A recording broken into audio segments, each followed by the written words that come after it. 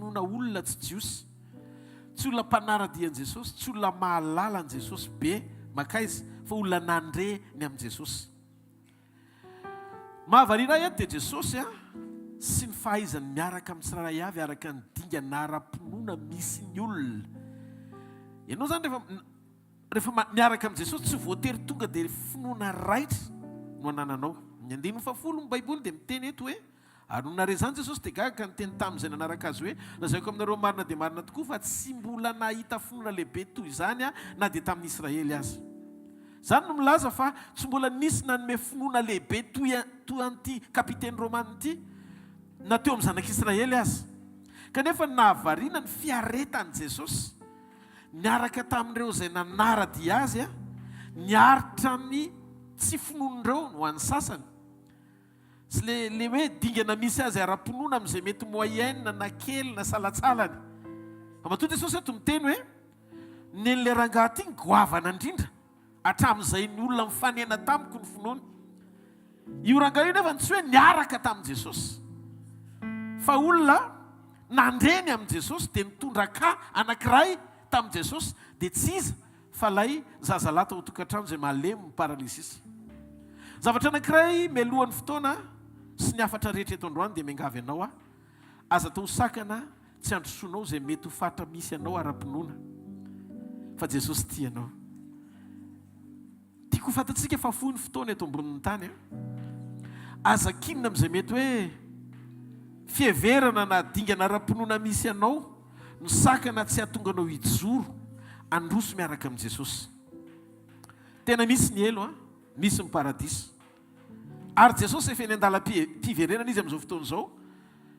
Aza miandry finoana lehibe na kely na antonontonony anakana anao tsy androso.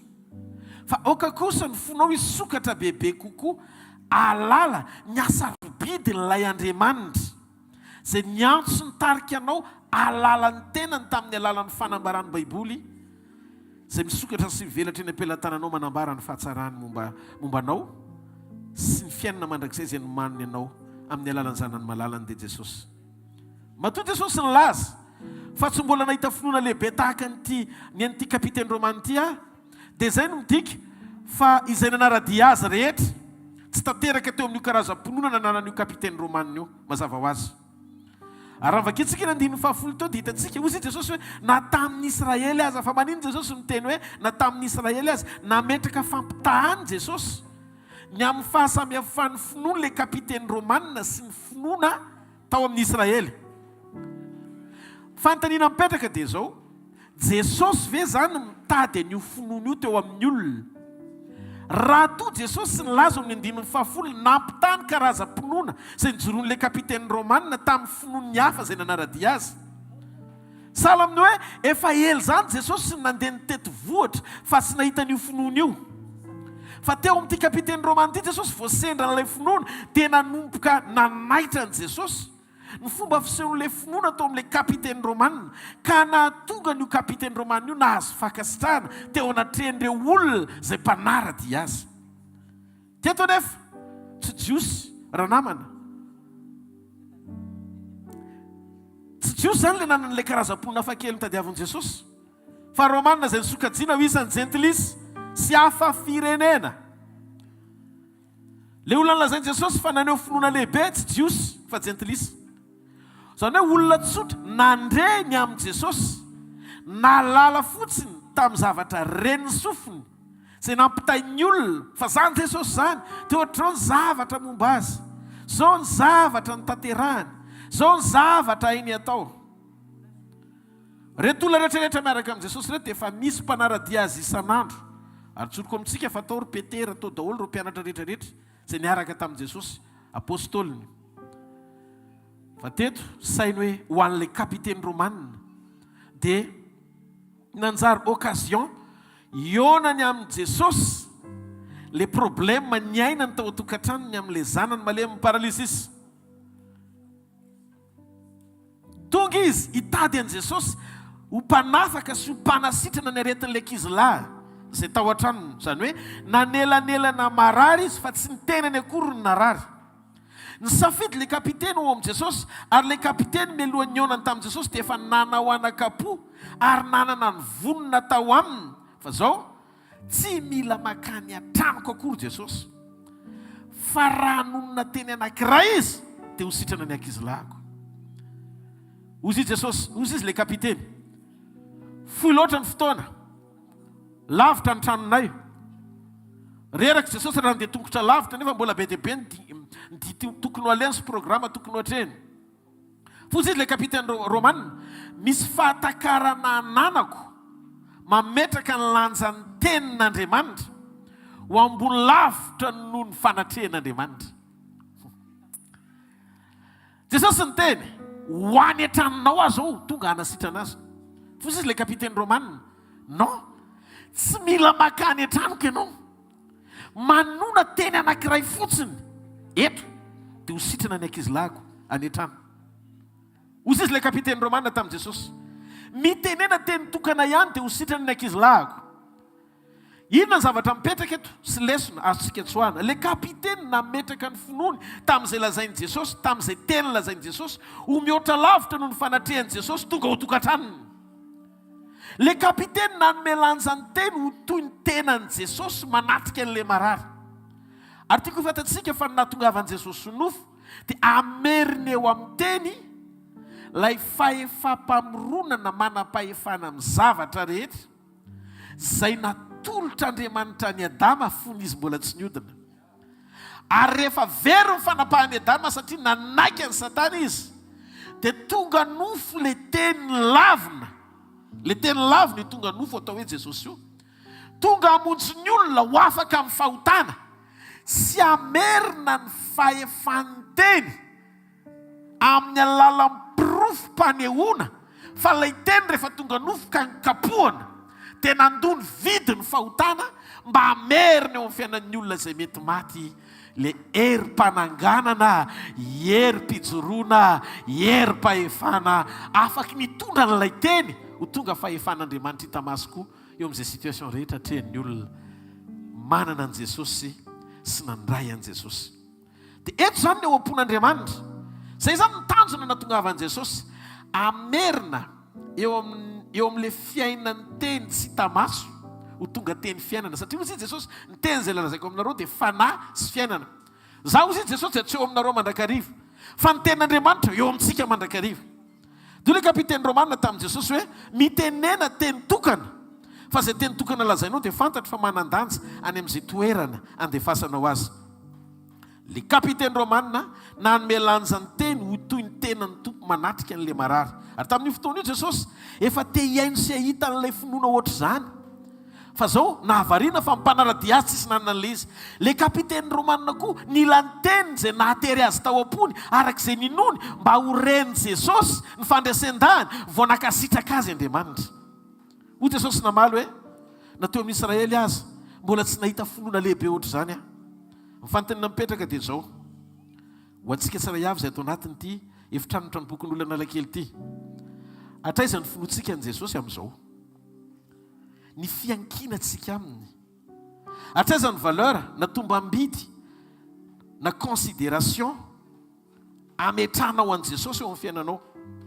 Tena matsiaro ve ianao hoe niaona sy mifanena amin'ilay fanaperana isak'izay fotoana iombonanao amambavaka aminy. Sa mbola misy zavatra mamesatra anao mihoatra lavitra noho ny vesatry ny tenim-panafahana miasa ao anatinao. Toy ny hoe vesaranoty ianao, vesaran'ny aretina, mavesatra loatra aminao le fanoherana miatrika an'ilay ady. Nefa ianao eo anatrehan'ilay fanaperana sy tompony zavatra rehetra. Tesarika an'izaytsika anana amin'ny fomba fijeran'ilay kapiteny Romanina. Eto tsy miresaka amin'ny hoe finoana miafinao am-ponao, Pasteur Rodolphe, za mino an'Andriamanitra fa zalazainao an'izany fa za manana amin'ny finoko an'Andriamanitra mihitsy. Izy mahita ny foko fa mino azy. Tsy izay le tiako lazaina eto androany. Za tsy mahafantatra izay am-ponao. Andriamanitra mahafantatra an'ilay izy. Fantatra fa mino azy ianao ary marina izany. Fa tsy izay le zavatra horesantsika eto androany arivo. Raha toka tsy mahazaka anao hiteny sy anao zavatra mifanandrify amin'izay ao am-ponao, le fahamarinana ahalalànao an'Andriamanitra ao anatinao ao, dia mbola tsy azo lazaina akory hoe nanomboka ianao tao amin'ny sekoly ny finoanao an'Andriamanitra. Hebreo 1:1 fa ny finoana dia fatokina ny zavatra tenaina, fanehoana ny zavatra tsy hita. Tehiteny aminao a mialahy ianao eo amin'ny toeran'ny olona mpikonokonona mpinoana io, mijoroa ianao dia asehoiny eo amin'ny zavatra lazainao, nivoaka amin'ny vavanao ny fahafenony finoana ao am-ponao an'Andriamanitra. Tsy hoe rehefa miala eto ianao dia tsy natao hiresaka fivavahana, fa rehefa eto ianao vao manomboka miresaka sy manomana amin'ny finoana hoe iona amin'Andriamanitra.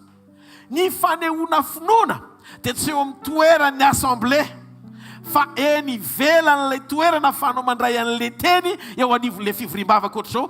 Rehefa makany amin'izay toerana misy ianao dia hitan'ny olona hoe zany tokoa kapino an'Andriamanitra. Andriamanitra mahalala ny eo am-pontsika, fa ny manodidina antsika mila mandray zavatra avy amin'izay fandresen-dahatra ao anatintsika. Atraiza ny alalo ny finoantsika an'Andriamanitra.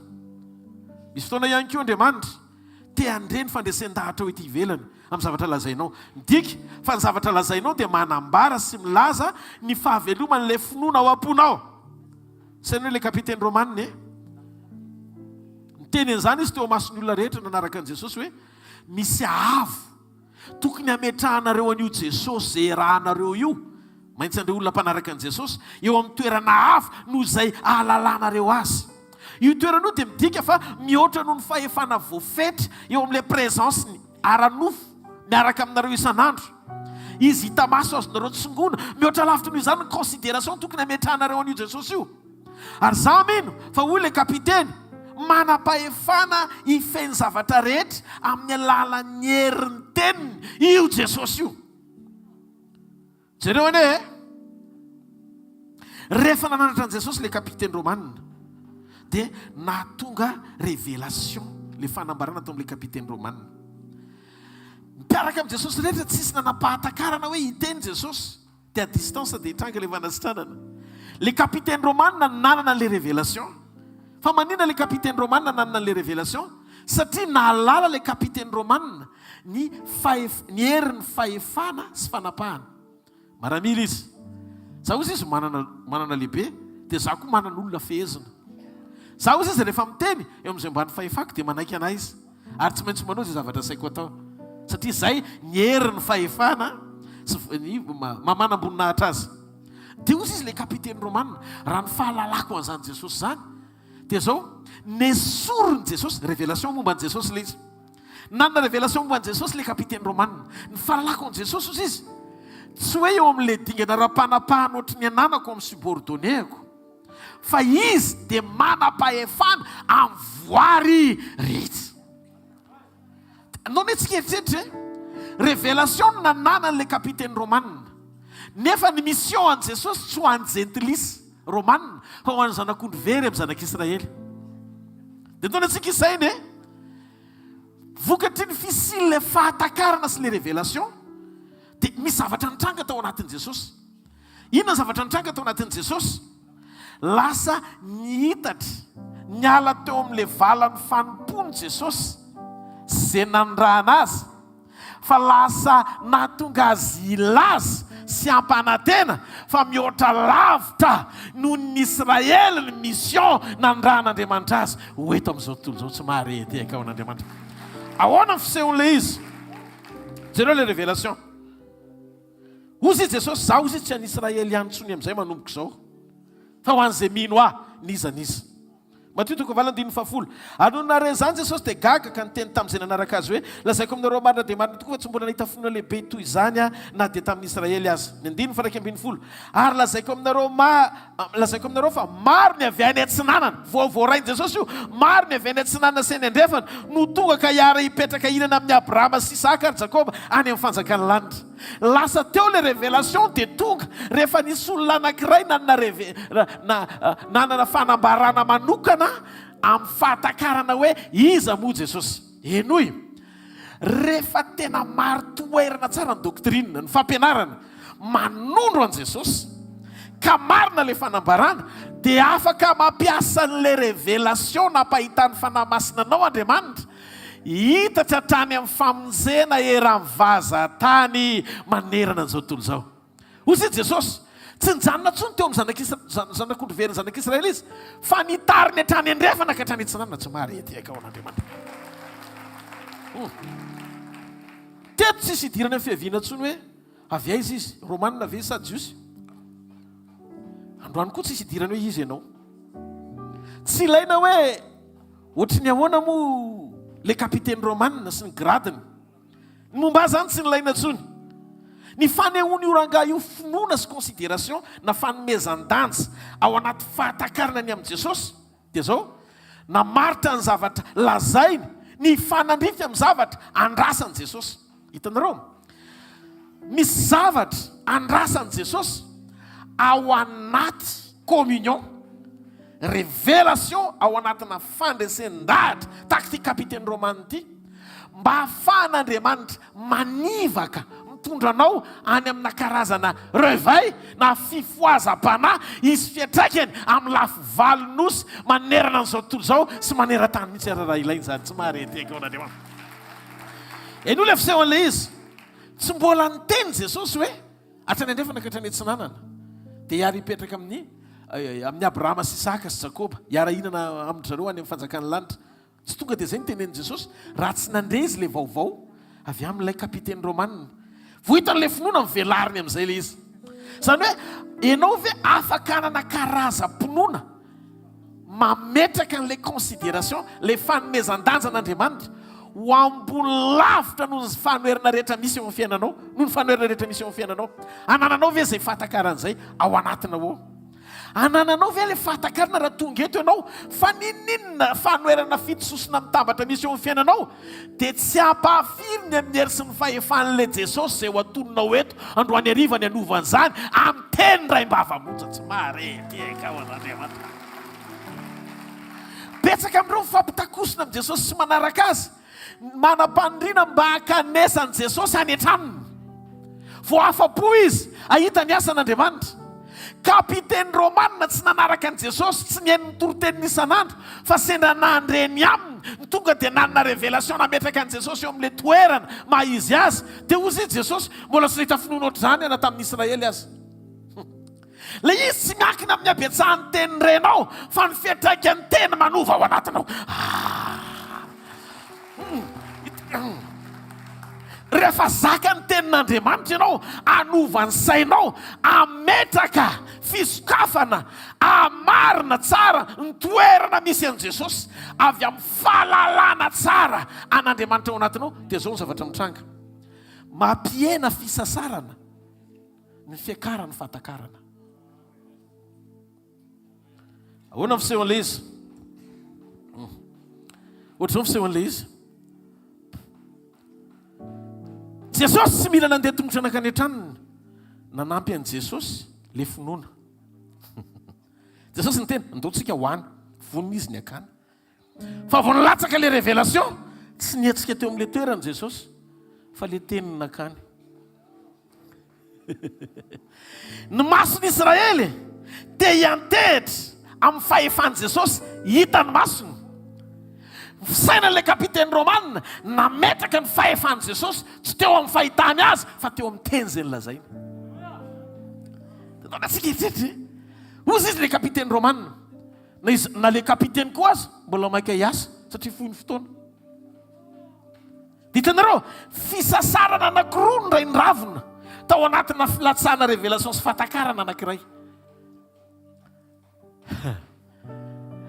Engany Andriamanitra anokatra ny masom-panahintsika, tsika tsirairay avy anokatra ny masom-panahintsika alala fa zay zavatra rehetra sy vesatra hoe tsika eto amin'ny fanatrehan'Andriamanitra io dia tsinitsinina raha oharina amin'ny fahamarinana ny teny anankiray avy amin'Andriamanitra anovan'izany ho tonga vavolombelona tsy takatra ny saina.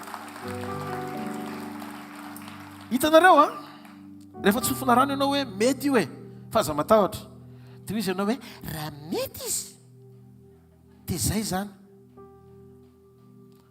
Inona ny tia Baiboly ho tenenina tsy le fandresen-dahatra le kapiteny romanina ny ao anatinao fa fandresen-dahatra manompo Andriamanitra raha mety ianao fa tsy le Andriamanitra mahefa ny zavatra rehetra. Le kapiteny romanina vao mipotra avy any dia zao ny tao anatin'ny lohany avy any an-tranony any. Za ndray raha vao miona amin'i Jesosy, teny tokana fotsiny lazain'i Jesosy, dia vita ny problème manay mianakavy any an-trano. Ititany le fanomanany fony alohan'ny onany amin'ny tompo hoe le considération any amin'Andriamanitra.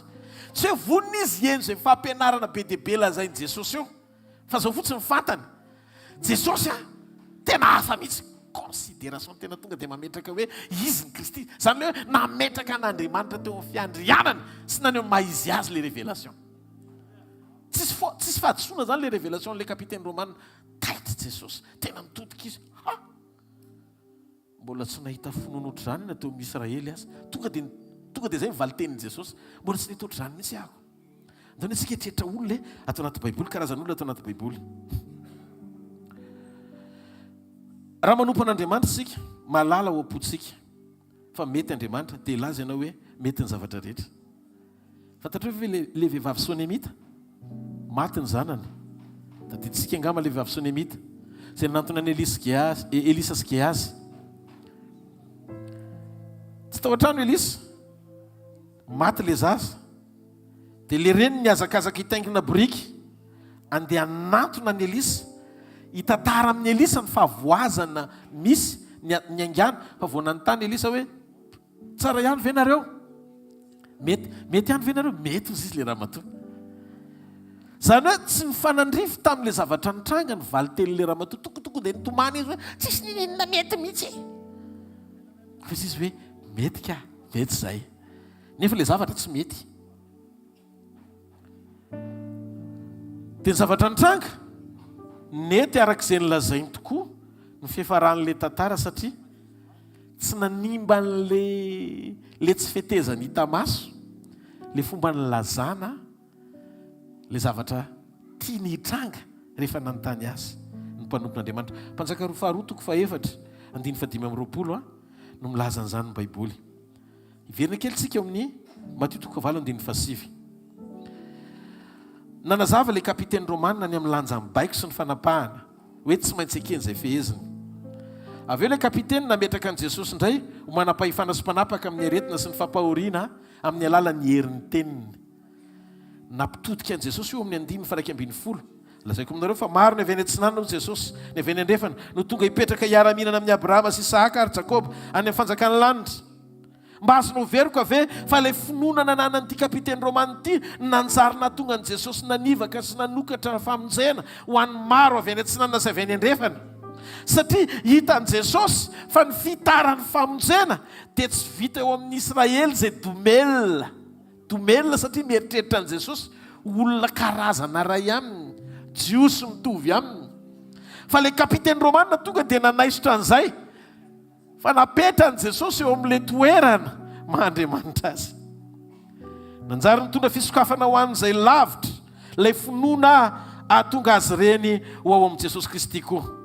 Andriamanitra zany afaka mampiasa ny finoanao rehefa tanteraka le fanambarana izy fiantraikany any amin'izay afa-tsy voatery ho fantatra ao akory. Satria ny fisokafanao iny alala ny maizy azy an'Andriamanitra dia azon'Andriamanitra ampiasainy. Zay le hoe finoana miara-miasa amin'Andriamanitra. Tsy marety akao an'Andriamanitra.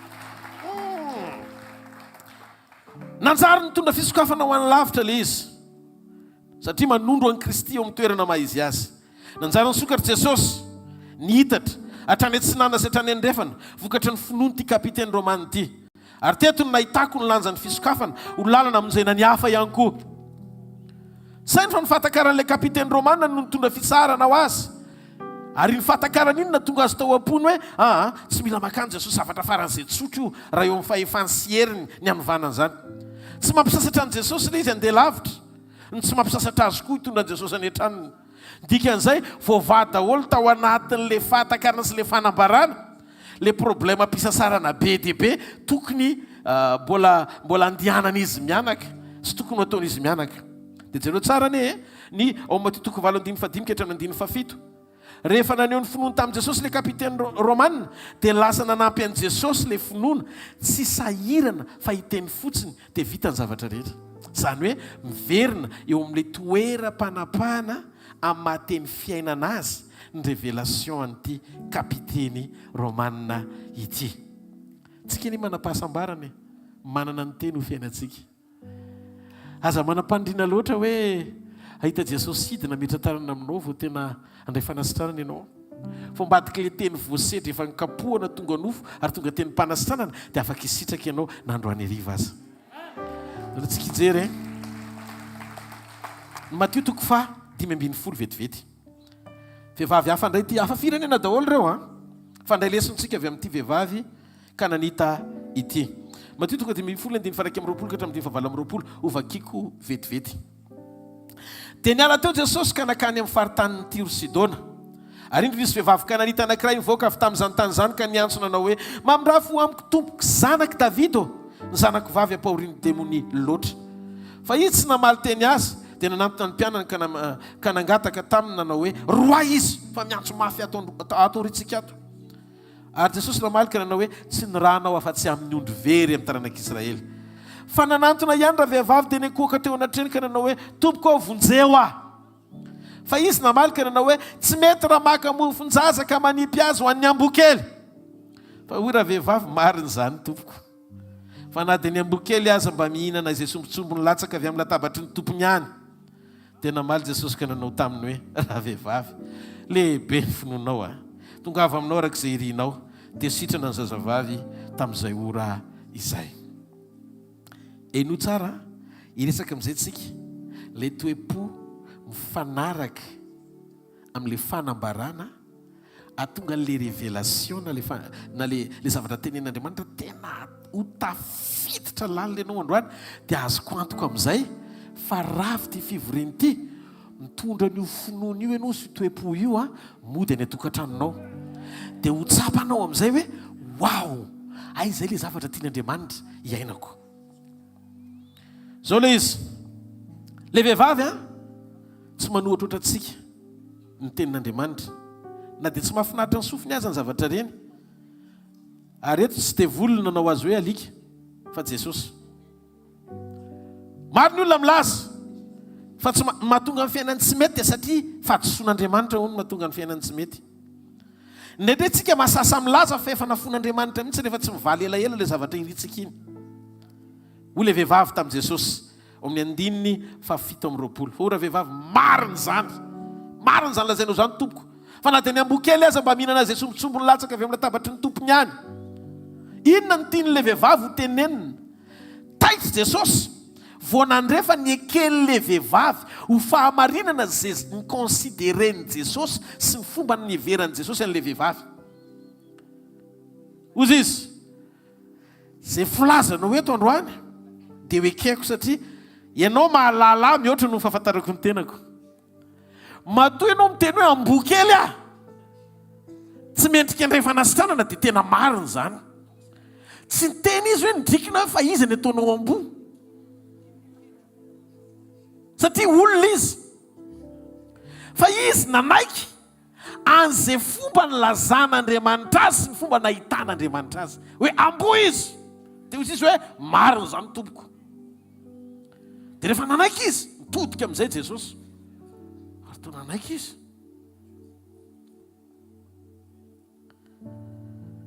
Eno eny betsaka amintsika reto no milaza eo ambavatsika fa zanak'Andriamanitra tsika.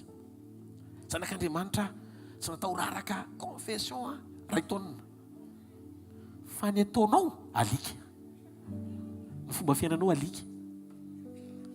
Ny alika miverina amin'ny alohany. Impiry anao zao mijery toetra anankiray ny alanao fa hiverenanao amin'izao. Mety mivexenao le fahamarinana fa tena aza vaiko mihitsy arak'izay fomba nilazan'i Jesosy an'le vehivavy hoe ambo. Dia hozy izy le vehivavy marina zany. Raha zay ny filazanao ny amiko dia zay mihitsy za zany matoa zay le izy fa zao ozy izy. Ny ambokely mahalala ny tokony ataony dia tsy mitovy amin'ny ambo mirenireny any amin'izay toerana tsy tokony alehany. Ozy izy le ramatoa ohatra mampatsiaro ana amin'ny Maria zany. Ty ramatoa ty kananita fa Maria Jiosy. Amin'ny Jaona 2:14 rehefa tetatety mariny teny tamin' Jesosy hoe anaka lany ny divay nahazo teny teo mason'ny olona moa fa ninona kory zasy ianao raha vehivavy fa ny zavatra nahavariana na tsy nitehiko koa Maria dia niteny tamin' Jesosy hoe fa nga ianao tsy natera-behivavy ty. hitanareo misy fotoana indraindray tsika na manitsy atsika aza le tenin'Andriamanitra amin'ny fahamarina ary tena marina fa isika no itsin'le teny mba hodiovina le toetra ao anatsika dia sorenitsika miaino ny fahamarinan'Andriamanitra satria mbola miavana be ianao sy le toetra. Io toe-panahy mora sorena tsy mandray fananarana io amin'ny fotoana raha tsy voafehinao ny vatanao mba manomboka mietry mangina miaino izay lazain'ny olona. Eritrereto fa na zavatra tsy marina azy asain'Andriamanitra mandefitra any amin'ny tsy marina ianao no fetretana any amin'Andriamanitra. Maika fa raha zavatra marina fa inona mono fahatsarana ozy izy fankasitrahana raha tahiny kapohana no fahadisoana ianao ka mandefitra any amin'izany. Rehefa tonga izany le tenim-pahamarinana dia mila manaiky ianao ohatra n'ity vehivavy ity. Point anankiray voalohany izany manaiky izay fanambarana rehetra lazain'Andriamanitra. Izay no saik'iray voalohany. Ahoana miseho an'ilay izy?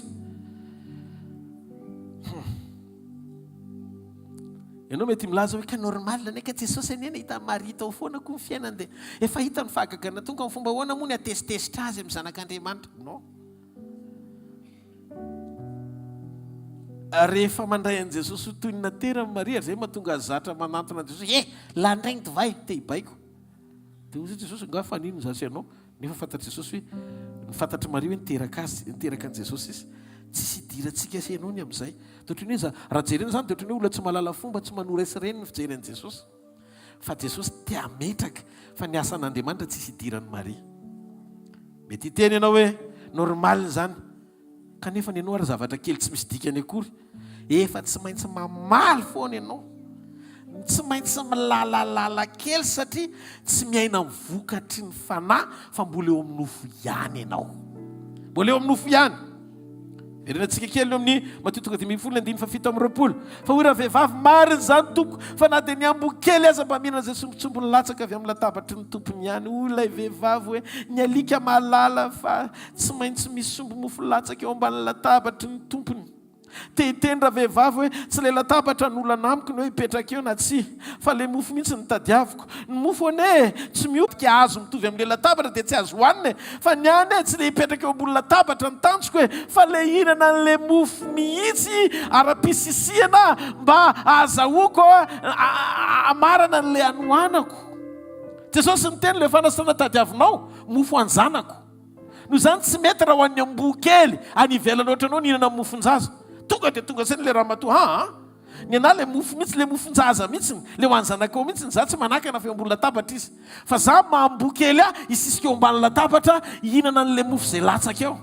Dia zao izy raha vehivavy tsy avy amin'ny latabatra akory le sombo mofo ane fa avy amin'le tompo mihinana eo ambony latabatra no milatsaka. Noho izany mino an'le sombony aho izy raha vehivavy ary andray an'le izy avy eo ambany latabatra tsy mampaninina satria izao amin'ny fotoana rehefa tsara toerana eo ambany latabatra fotsiny dia tsy maintsy mihinana ny sombony latsaka avy eny ambavan'ny tompoko. Raha le vehivavy tonga dia nametraka an'le mofo ho sombony tonga dia mitombona le révélation. Le révélation dia zao sombotsombony satria Jesosy le mofo. Sombotsombony avy amin'ny fanoloran-tenan'i Jesosy tsy zavatra ilainao ka hahasoa ny nofonao ao anatin'izany ny fanasitranana. Fa ny antony nanoloran'i Jesosy sy ny tenany hamonjy ianao ho afaka amin'ny fahotana sy ny dova fiainana mandrakizay. Dia taitra Jesosy sady mitodika. Dia hoy Jesosy tamin'ny raha vehivavy taitra izy satria voalohany Jesosy nanao tamin'ny voalohany Jesosy nanao an'ilay vehivavy hoe amboa kely. Dia zao neken'ilay raha matoa ilay toerana mahalika azy. Avy eo Jesosy nivadika amin'izay lasa tsy amboa kely tsony indray izy eo amin'ny 9:20 fa hozy Jesosy hoe raha vehivavy. Azonareo ilay fipetraka ilay izy.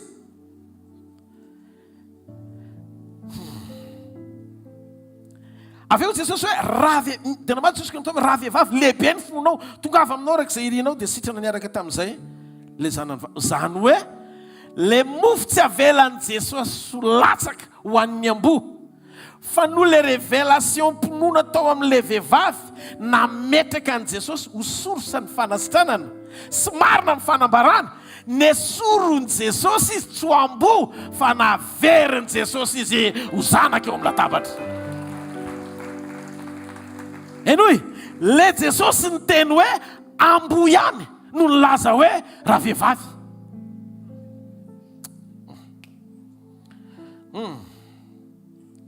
Mananjo ny alika itoetra eo ambany latabatra, ary amin'izany tsy maintsy isombotsombonin-draraka avy eo amin'ny latabatra ho an'ny amboa-kely ho le vehivavy.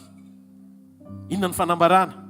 Raha tsy mifantoka tamin'izay filazana momba n'le ramatoa fa nanome lanja le mofo izay nitadiaviny atao hoe fanasitranana, dia zao natao alika aza ka nesoron' Jesosy teo amin'le toerana maha-olona tsy mampanina fa ozy izy le vehivavy hitoetra eo amin'izay toerana fahako misitraka n'le mofo nylazainy fa ho any zanany aho, ka nasombotsombony aza nilatsaka eo amin'ny latabatra, dia zay nisotrahako. Nanotona amin'ny fony Jesosy le dia ozy Jesosy hoe soroko sy alika antsony indray ianao fa veriko amin'ny maha-olona. Enoy le fahamarinana. Matoa Jesosy ny tena raha vehivavy nesorony tsy alika antsony izy.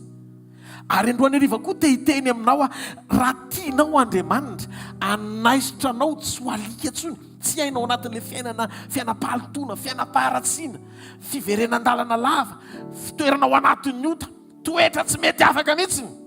Lay Jesosy nilaza hoe alika ihany no nilaza hoe raha vehivavy, hoe izy indray izy novain'Andriamanitra le izy. Miangavy ianao na dia toy ny tsy mety aminao aza ny valiny amin'izay zavatra lazain'Andriamanitra aminao, ohatrany hoe tsy nafinaritra anao ny zavatra nitenen'ny Tompo aminao, aza manary toko fa mivavah foana dia miresa aminy. Jesosy tsy tonga dia manaiky mamotsitra fanasitranana aloha, satria nataony ho mofo ho an'ny zanany ny eo ambony latabatra. Saingy ilay vehivavy nametraka ny fanasitranana ho sombony dia marina ny fanambarana, satria Jesosy ny mofo ary ny sombony tokoa ny fanasitranana raha oharina amin'ilay famonjena sy fanoloran-tenan'i Jesosy. Ary saina fa rehefa nisokatra raha vehivavy dia nesorona tsy ho alika antsony izy fa naveriny eo amin'ny toerany zanaka izy afaka hisitraka eo ambony latabatra. Andriamanitra tsy hamelanao eo amin'ny toerana ambany zany rehefa manaiky hanetry teny ianao ka handray ny fanitsiny. Rehefa miteny ianao hoe Tompo tena diso aho teny akeo le izy, inona ary ty toetra nalikako ty? Matoa Andriamanitra mahita ohatr'izany, mbola misy zavatra tokony esorona ao anatiko ifanandrify amin'ilay tena maha izy tiany ahitana tsy mahareteka ao an'Andriamanitra. Fa matetika ianao na marina raha ny zavatra lazainy dia manakambara foana ianao, menara aloha ao an-trano. Rehefa misy fanitsina dia mangina. Mety efa zatra namaly foana ianao satria avy any manakavaly ny fiainam-pananao boka.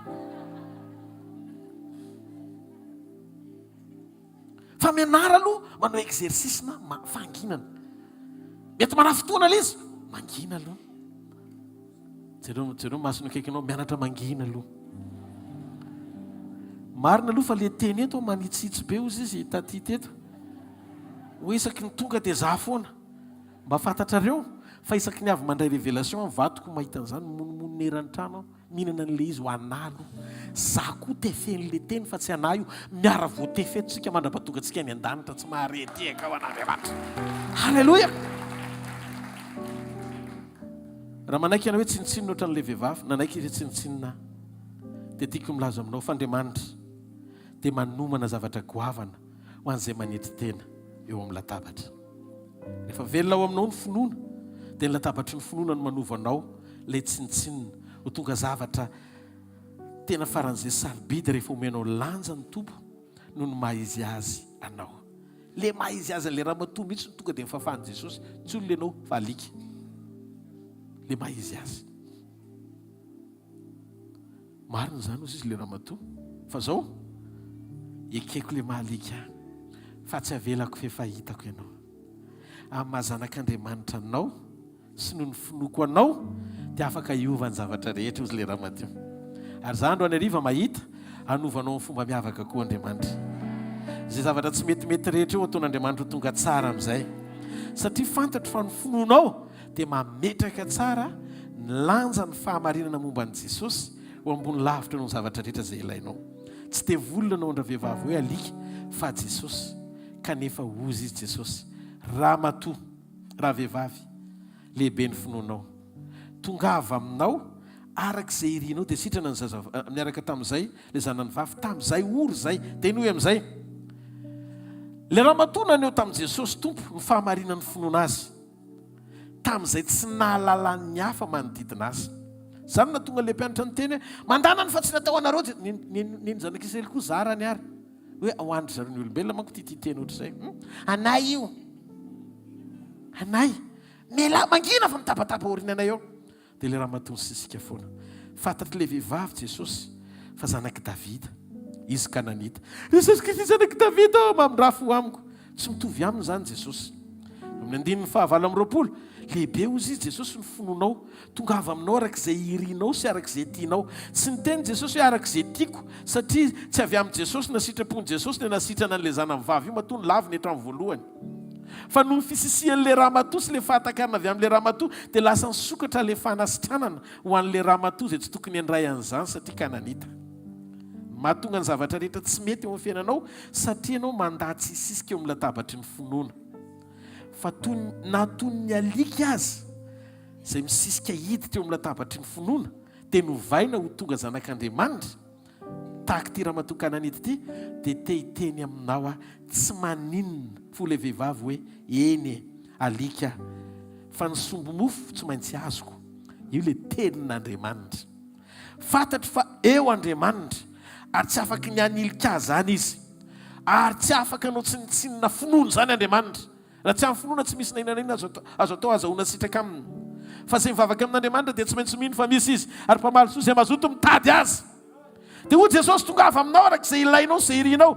Inona ozy izy ny zavatra inonao fa tsy ilay efa nandavako anao teo ny zava-dehibe, tsy hoe ianao ilay nilafiko ny zava-dehibe fa ianao ilay tena hoe manaiky eo anatin'ny fonao ametraka ny lanjan'ilay mofo ho ambony lavitra noho ny considération nametrahako anao ho alika. Zany hoe natony ny alika tokony hanafotoana azy. Tsy mety ho tafotoana ianao fa nametraka ny lanjan'ilay mofo ho ambony no valeur anao. Dia ozy Jesosy zany atao hoe fanetretena. Rehefa feno fanetretena ianao manginana satria mahalala ny fahamarinan'ilay teny manindrona. Aza mieritreritra fa ny Jesosy dia teny safosafo foana. Fa misy fotoana izy miteny hoe alika ianao. Dia mandiny tena rehefa alika mandiny tena.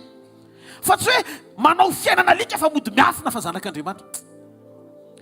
Mahery efa tsy malemy, ambony efa tsy ambany. Zanaky ny avo indrindra. Tsy azo elingelena ny amin'izany. Tsy marina ty zany Rodolphe. Ny ataonao fotsiny eritrereto. Fa le vehivavy vao niteny Jesosy, matoa zany lazain'i Jesosy ana. Jesosy no miteny, tena zaza, zay zany zahako. Fa zao, tonga tsy no fataterahako fa mahalika mihitsy ny sisiko ambany latabatra. Satria izy le raha matony, le mofo nolazainao teo misy sombotsombony latsaka. Tsy hoe rehefa latsaka le mofo dia miova ny tsirony fa mofo ihany. Fa nitoerana fotsiny mahasamy hafa an'le izy. Zanaka hoe ny ambony latabatra, fa za eto ambany no mitsipona. Noho izany, le mofo no ilaiko. Noho izany, tsy afaka hieno sy handray izay teny mpanambaniana reny sofiko aho.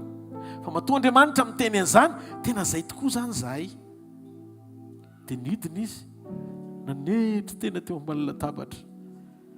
Dia hozy Jesosy, zany tsy nirana fa tsy amin'ny zanak'ondry veron'ny zanak'Israely aloha. Fa voninahitra ao n'Andriamanitra tamin'ilay kapiteny Romanina. Voninahitra ao n'Andriamanitra tamin'ilay vehivavy Kananita.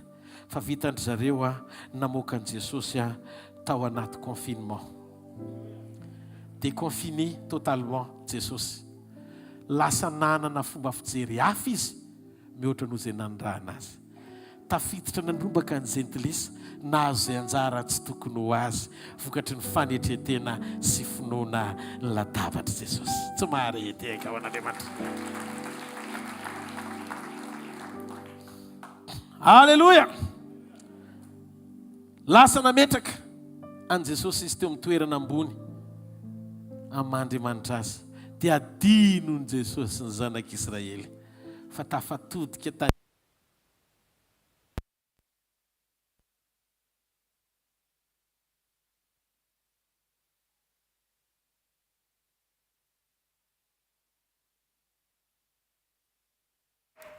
Halleluja! Raha tiatsika niala amin'io situation io ny ankonanao satria le vehivavy teto nanelalela ny ankonany. Raha tianao hiala amin'izao trango izao ny firenenao.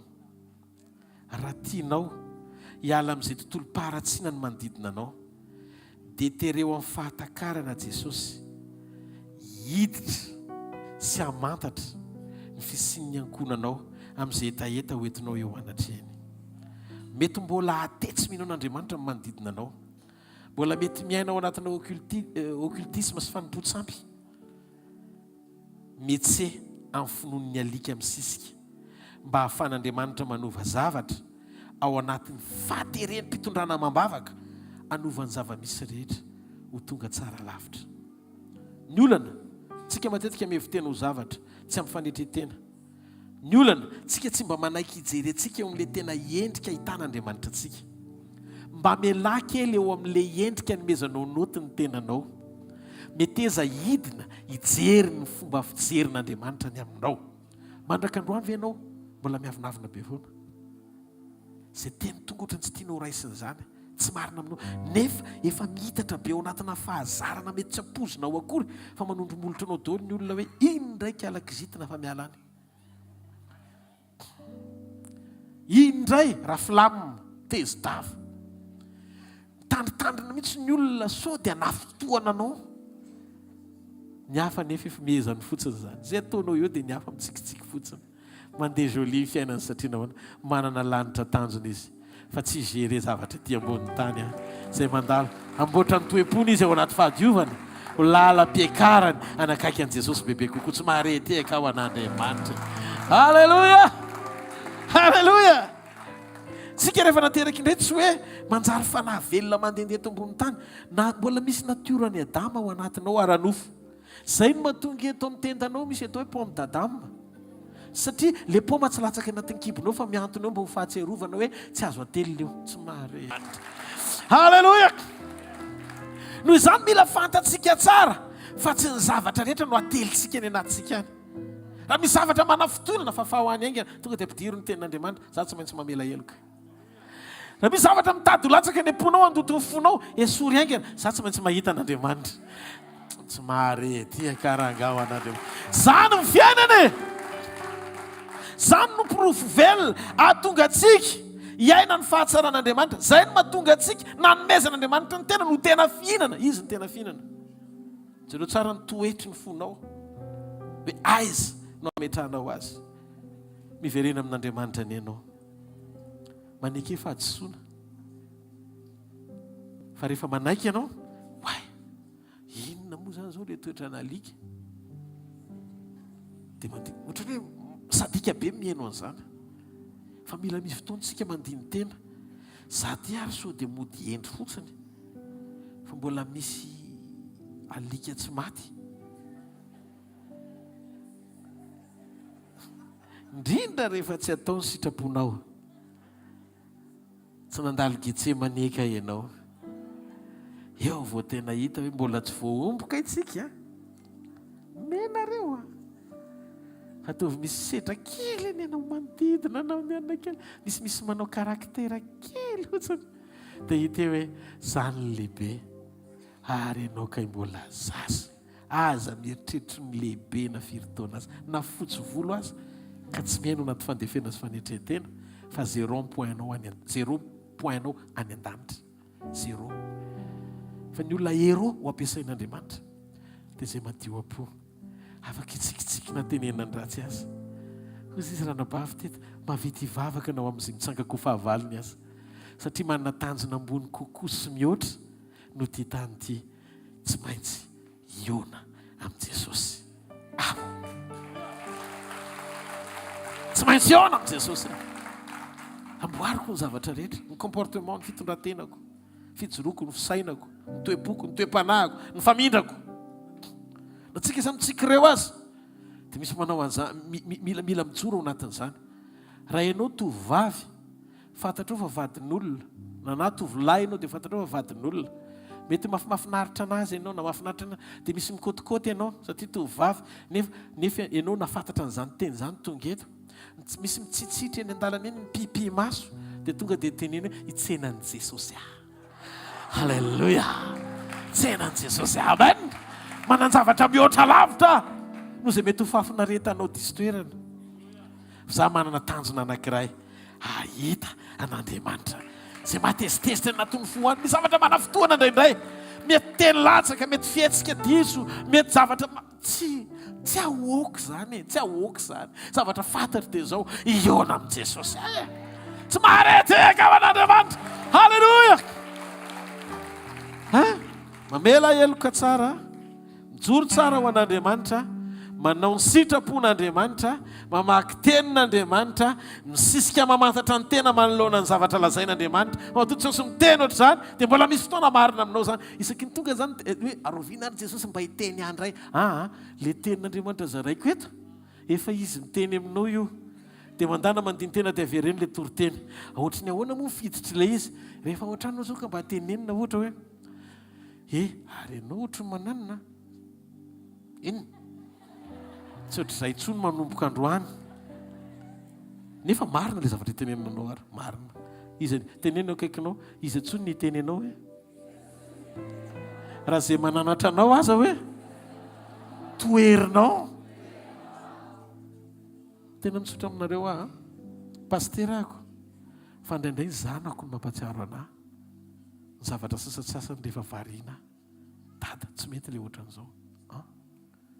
Tena tsy mety. Aza va hoe lesy aloha dia manazava izy dia tonga sainy hoe tsy mety tokoa le izy. Mila mifampatsiaro tsika ao Getsemane. Amen. Hoe to dia tsy sitrapon'Andriamanitra zany satria tsy tonga hanao ny sitrapoko fa tonga ao Jesosy hanao ny sitrapony izay naniraka. Taontsika hitsangana eo amin'ny toerana misy atsika. No fofantanantsika any amin'ny lanitra isotra n'Andriamanitra ny amin'ny teniny. Sotranao izay tompony amin'ny teninao androany. Faly zay ny amin'izany teny zany. Nandray ohatrany tsy tiana ho refa ohatrany hoe nandray ny zavatra mahafinaritra anay dia hoe masiaka izany teny zany. Kanefa tena mamerina ny fomba tsotra ny tenin'i Jesosy mihitsy hoe hozy tamin'ilay vehivavy Kananety tsy mety raha hohan'ny amboa ny mofon-jaza. Tonga izay Jesosy manantona anao zay. Le teny ohatr' izany mihitsy manahitra ny eo am-ponay. Satria indraindray zay mionona fotsiny hoe zay zanak'Andriamanitra. Zanak'Andriamanitra tsy maintsy mandresy, tsy maintsy mahomby, tsy maintsy mahery, tsy maintsy tsy kasin-dalitra. Zanak'Andriamanitra tsy ho an'ny moka. Ohatr'izany foana ny confession anay isan'andro. Ohatrany hoe lehilahy finombo mihitsy ny zanak'Andriamanitra. Kanefa Jesosy rehefa mijery anay ianao, mbola misy zavatra tianao hananarana anay, tianao antsinanay na zanakao azy zay. Dia te hiteny ianao hoe le tena mamendrika anao dia ny miainao amin'ny sitrapoko. Androany izay mampanaiky ny ao anatinay. Raha misy hotasasa, raha misy karazan-zavatra tsy tanteraka rehefa mbola mety iainanay dia diovy zay. Tiako ho fantatra ho fa tianao Jesosy. Le vehivavy Kananita mbola nety nitoetra teo amin'ilay mahambo kely azy. Fa rehefa nisisika izy dia nampiakariny Jesosy eo amin'ny toeran'ny olona afaka hisitraka ny fahatsarana. Androany hariva koa afaka hiakatra eo amin'izany toerana izany ianao, amin'ny fanekenao hanokatra ny fonao, anana ny toe-po, manaiky izay fomba ahitan'Andriamanitra anao ka nitsiny ianao. Raitsy Jesosy ho omponao, miombona aminy. Mahatonga mbola misy fofonay eny mbavoronao dia misy antenainany aminao. Mandraka androany tsy tonga nameloka izy fa tonga mindra fo. Aza manamelo tena fa matoa retsika izany feo zany. Mbola vonany anadio anao izy. Esoa ireo anatinao, ireo endrika fiazonana anao eo amin'ilay satro-boninahitra diso.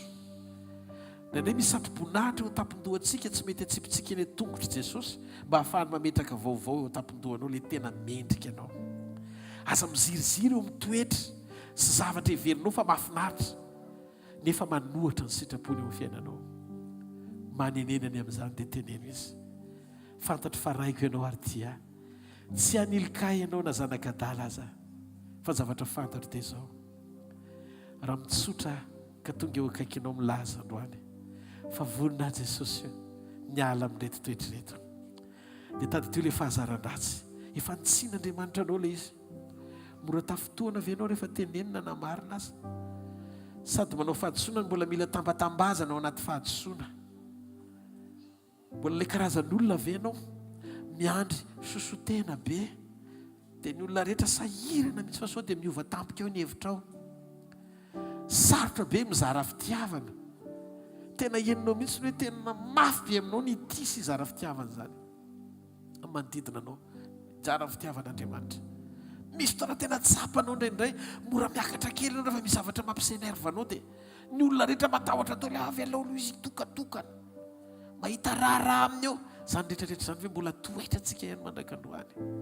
Mankala be fialonana rehefa tena diniany ianao milaza fa tsy mialina an'izaniza, nefa rehefa misy zavatra kely tonga teo mivoto mizitra fo, nefa tsy zavatra ny an-danitra akory io, zavatra mipotika ara-pitsitolo le fiveran'i Jesosy. Aza mampisaringotra fiainana amin'ny zavatra tsisy dikany. Sokafo ny fonao, meteza nokatra ny ao anatinao izay fahazarana tsy araka ny sitraponao rehetra Andriamanitra. Inona ny addiction? Zavatra mbola ohatrany hoe iankinanao, tsy mety ny fiainanao raha tsy eo le izy. Fitsangazangana ve? Toaka sigara rongony. Inona reo karazany zavatra maro mbola mety hoe mamatotra anao. Io tsy hitanao intsony fa lasa fiainanao mihitsy le izy, lasa style de vie anao, nefa tsy izy le izy. Meteza nantona n'Andriamanitra androany fa mialahy eo amin'ny nofo mba tsara fanahy amin'izay fa izay tsara fanahy ihany na hitan'i Jesosy, izay miaina-pahamendrena ihany na hitan'i Jesosy. Tsika fiangonana mila mijoro fa akaiky ny fotoana iverenan'ny tompo, tsy dia amin'ity nofo mamiraka antsika ity hoe mila zao fa inona ny ilain'Andriamanitra ny aminao nefa mbola tsy tanteraka ijoroanao. Miangavy ianao androany rehefa miteneny ianao amin'Andriamanitra androany, miona aminy ianao androany, teneny izy Jesosy dia manatona anao androany rehefa misaotra anao amin'ireo vavolombelona be dia be, misaotra anao amin'ireo zavatra riako be dia be fa hainao atao, fa tsy miankina amin'izany ny fanoloran-tenako. Fa ny fanoloran-tenako te ahita ianao miainao amin'ny sitraponao. Tsy ho karazan'olona mora tafotoana, tsy karazan'olona orgueilleux be feno avinavina be mametraka ny maizia be foana, tsy karazan'olona mitoky amin'ny tenako fa matoky ianao Andriamanitra. Tsy karazan'olona miteniteny foana mora manozona rehefa tezitra fa mba mandoalika sy mamindra fona amin'izay manafotoana anao azy. Oviana Jesosy vao tonga ity ny fahavaloko, miady Andriamanitra isan'andro ampandresiny sitraponao ato anatiko. Ilainao ahijoro eo amin'ilay position-ny olona hifankahita aminao. Halleloja. Tia Jesosy, apetrao ny fonao ny tananao. Andriamanitra, amin'ny anaran'i Jesosy, tia mitondra ny tenaka eto anatrehanao, antsafidy Diovy efa manapa-kevitra androany andeha araka ny teninao. Ro fahazaran-dratsy rehetra dia ho afoky, fanaika hanovy izany ho fahazaran tsara ny fiainam-bavaka sy tiavana ny teninao. Fantatro fa tianao kokoa iombona aminao, fa tsy hiaraka aminao fotsiny. Alalanao bebe kokoa sy joro amin'izany finoan'ny kapiteny Romana izany sy ilay vehivavy Kananita ihany koa. Manaika fanovonjenao, voninahitra ny eo anao rery mandrakizay. Avereny zao vavaka izao Jesosy eo. Tia ny foko androany, anjakao fa omeko itoeranao. Misotra Jesosy fa efa nanoratra ianao ao am-bokin'ny fiainana. Zanakao efa namindra fo tamiko ianao. Fantatra Jesosy fa hotrononao ary ny herinao ato amiko. Voninahitra ny eo anao rery mandrakizay. Amen. Dao tsika ity an-tanana mafy eo an'ny tompo andray filazantsika. Halleluja.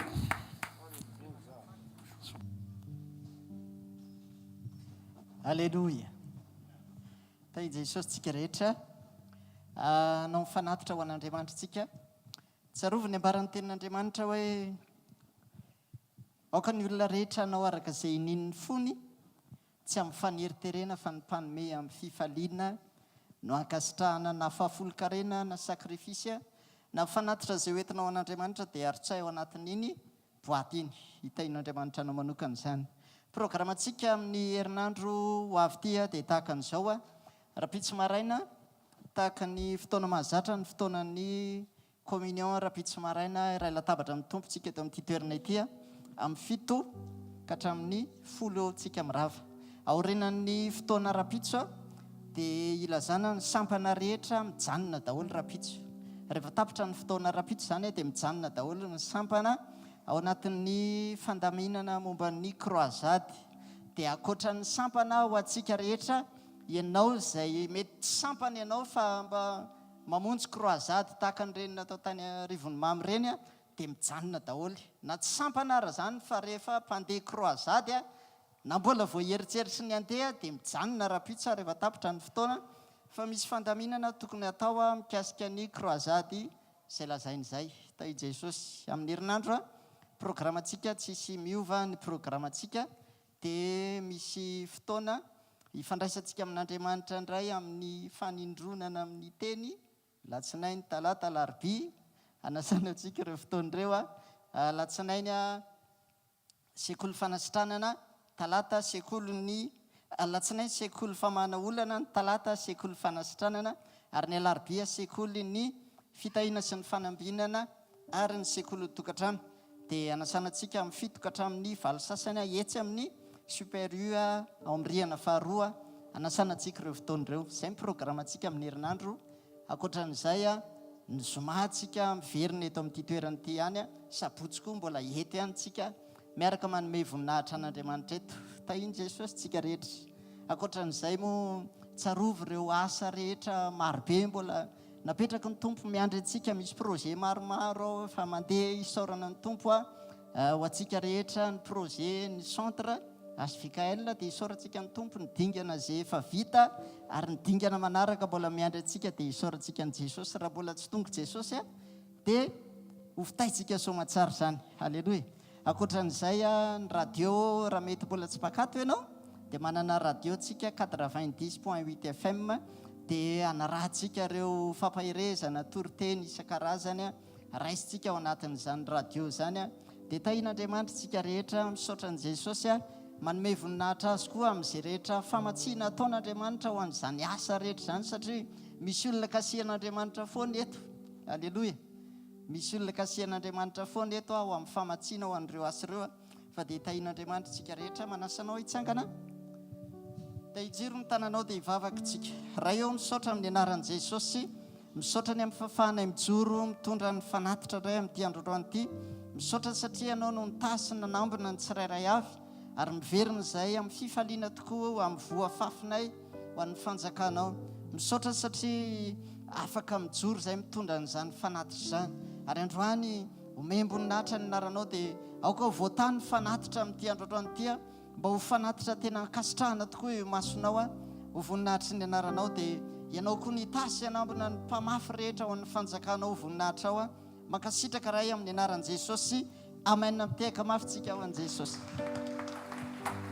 alleloia dao tsika hitsangana no fofantanantsika ny milanitra hisotra an'Andriamanitra misotra anao zay raiko androany ariva tiaka sitraka anao zany amin'ny famarina ny teninao misotra satria fantatray fa rehefa tanteraka ho am-ponay ny fametrahana anao ho Andriamanitra lehibe mihoatra no zao rehetra zao dia mifanena amin'ny finoana tsara zay toy ny fakahita aminao amina toerana anankiray dia fantatray fa ianao no antonona eo tahaka ilay kapiteny romanina vao niala tany an-tranony izy dia nisaina fa andeha nantona an' jesosy na teny tokana iara azy ao am-bavany dia fantatro fa nova zavatra be dehibe eo amin'ny fiainako tsy vesaran'olana izay anantona anao tsy vesaran'otsy izay anantona anao tsy vesaran'ny zavatra na inona na ino izay ka zany no sakana atonga anay tsy fanena amin'ny anjara voatendrinay fa ny eo am-ponay mametraka fa ny fotoana ifakahitako amin'i jesosy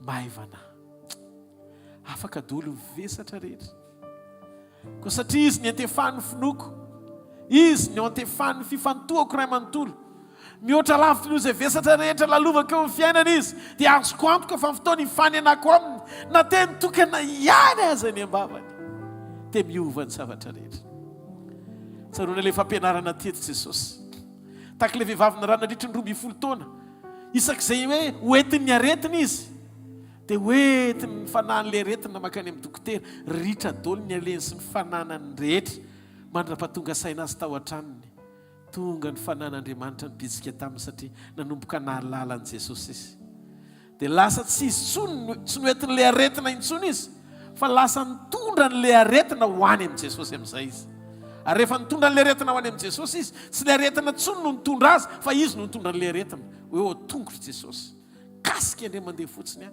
niova ny zavatra rehetra zay tena mahalala marina anao Andriamanitra dia tsy nisy miala mainy zany na ray ary. Zany mahatonga ane manovo fahendrena, manovo fahalalana ny teninao satria tia lalanao bebe kokoa zay Jesosy. Ko androany hariva Jesosy, apetrao amin'ny lohanao ny tananao dia tenenao Andriamanitra ro sakana rehetra ao amin'ny fisainsainako Andriamanitra. Ataony Satana tonga ametraka ny vesatry ny aretina, ny vesatry ny olana ao ambony noho ny fisianao, dia esorina ny aisitra tsy anaketsana pahefana ao anatiko ao amin'ny anaran'i Jesosy Kristy avy any Nazareta. Ambarako amin'ny alalan'ny fiasa amin'ny fanamasina ny fisokafa amin'ny foko sy ny fanahiko hifankahita amin'ny mpanao ahy. Ilay mpahary sy mahafantatra ny momba ahy ray manontolo, ilay nanao an'ity tenako ity, Jesosy no anarany. Androany tompo mivavaka aoka momba manontolo hiasa amin'ny fanamasina amin'izao fotoana izao. Mangatay ianao amin'Andriamanitra amin'izao fotoana izao, mangatay amin'ny fanamasina amin'izao fotoana izao. Fantariny ao anatiko ray manontolo Andriamanitra. Dia aoka zay tontolo tsy nambolenao ongotana, vavahinao sokafo ny vavanao. Teneno, ongotana zay tsy nambolenao rehetra Andriamanitra. Ato anatin'ity tepolinao ity vatana trano fanahy itoeranao sesanao momba manontolo.